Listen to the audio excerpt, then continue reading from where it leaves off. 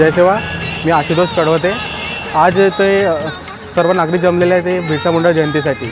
आमचं नगराचं नाव आहे गोंडवाना नगर नंबर 1 मनीष नगरमध्ये हे नगर आहेत. इथे मी गेल्या 25 वर्षापासून राहत आहे, पण इथे आतापर्यंत कोणत्याही प्रकारचा प्रोग्राम झाला नाही आहे.